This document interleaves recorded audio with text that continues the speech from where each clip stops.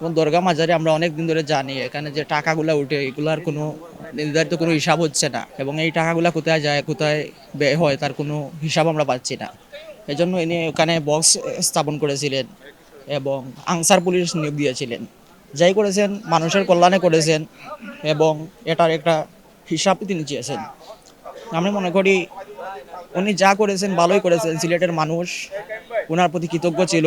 শাহজালাল শাহপুরানের মাজারে যে ডেগ আছে এগুলাকে মানে হিসাবের আওতায় নিয়ে আসার জন্য ডিসি সাহেব যে সিদ্ধান্ত নিছে এটাকে সাধারণ মানুষ খুব ভালোভাবে নিছে।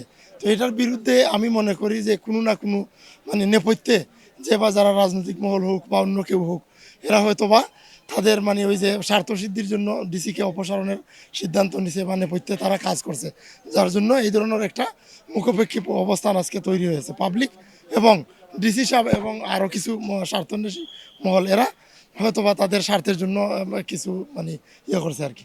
আমি ভরসা রাখি হিরন স্মার্ট ওয়াটার পিউরিফায়ারে।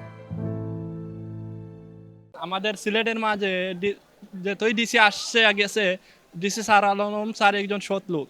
কারণ বিগত 700 বছর ধরে এই মাজারের টাকা পয়সা মাজারের খাদিমরা খেয়ে যাচ্ছেন, কোনো হিসাব নিকাশ নেই। আমাদের সিলেট অর্থ বাংলাদেশ থেকে এই মাজারে দান করা হয়, কিন্তু এটার কোনো হিসাব নেই, নিকাশ নেই। আমাদের ডিসি স্যার এটাকে সিলগালা করেছে বলে আজ বাংলাদেশ সরকার সেটাকে ডিসিকে প্রত্যাহার করেছে। আমরা এর তীব্র নিন্দা জানাই। আমরা সিলেটবাসী হিসাবে ডিসি স্যারকে আবার পুনরায় বহাল চাই। এই শাহজালাল যে দেশগুলো সিল মারার কারণে আমি যেটা বুঝতেছি যে উনি আমাদের যদি এখানে যে বা যারা দীর্ঘ 700 বছর থাকি যারা চালাই আইতেছেন তাদের সাথে যদি মত বিনিময় করে যদি সুন্দরভাবে এই জিনিসটা করতেন তাহলে আরো ভালো হতো। আমার কাছে মনে করেন উনি ভুল করে নাই। উনি কারণ বিগত ফ্যাসিস্ট আমলের তো এগুলা মানে এদের সাথে মানে আতাত ছিল বিদায় মানে এই 17 বছর এইরকমই গেছে, প্লাস আরও আগে যত রেজিম সরকার ছিল এইরকমই চলছে।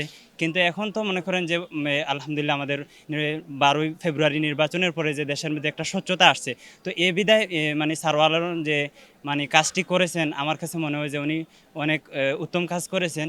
তো এই হিসাবে মানে আমি মনে করি যে অনেক ভালোই করেছেন।